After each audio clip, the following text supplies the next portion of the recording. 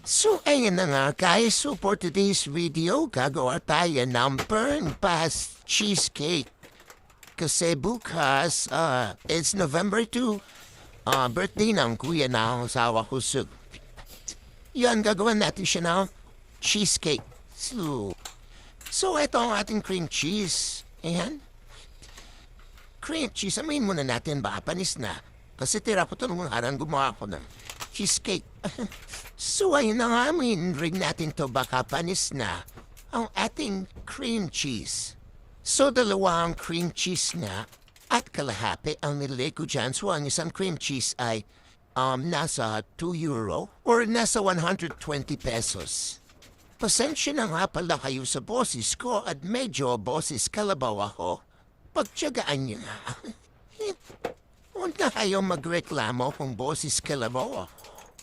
Nakikinugnayan kayo eh.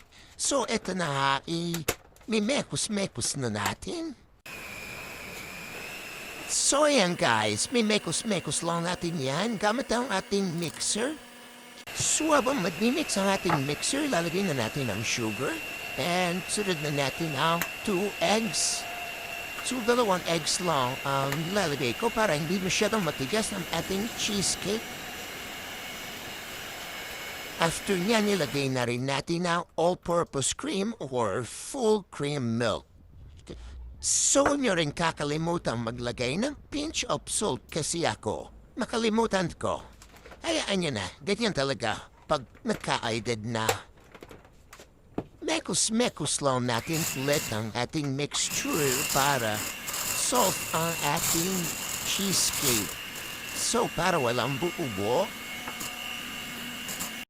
ilagay na rin natin ang vanilla. At magdagdag tayo ng asukal. Baka matabang. Alam niyo naman, gusto natin ng sweet, super sweet. Mekos-mekos na ulit. May halong gigil pa yan habang nagmimix.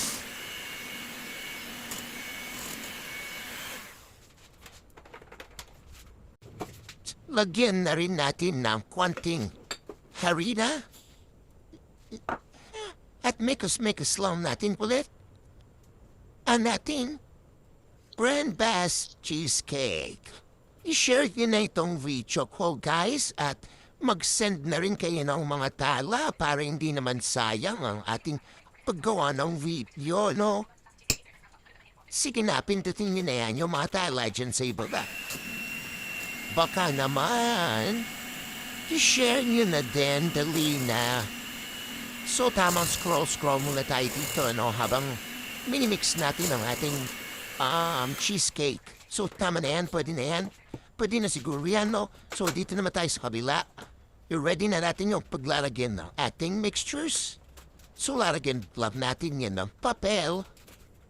At ready to go na siya.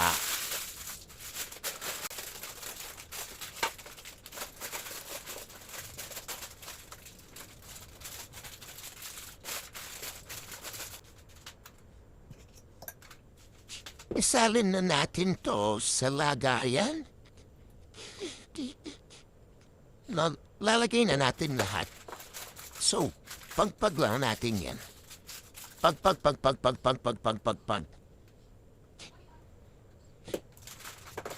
Sige, ipagpag mo, itaktak mo.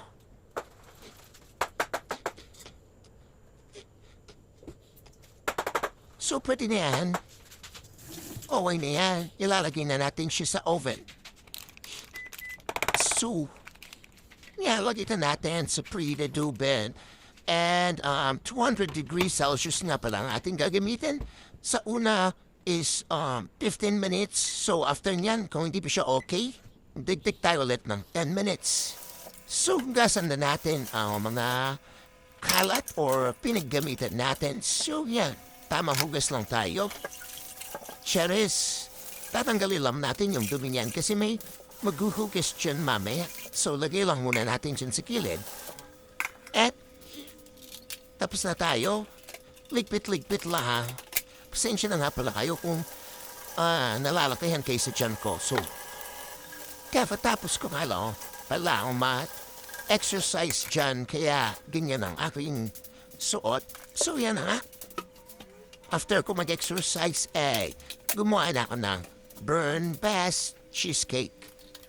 So yan, likpit na lang natin tomato. So ito na, ito ang maghuhugas ng ating mga pinaggamitan na yan ay lahat ng aming hugasin. Sobrang dami. So hanggang dito na lang. Thank you for watching. Share nyo na rin ang ating video. Ito naman ang kinalabasan ng ating burn Basque cheesecake. So, gusto ko na tuloy kainin. Hindi ko na mahintay ang birthday para bukas. So ayan na nga. Ayan ang ating regalo for tomorrow. Babush!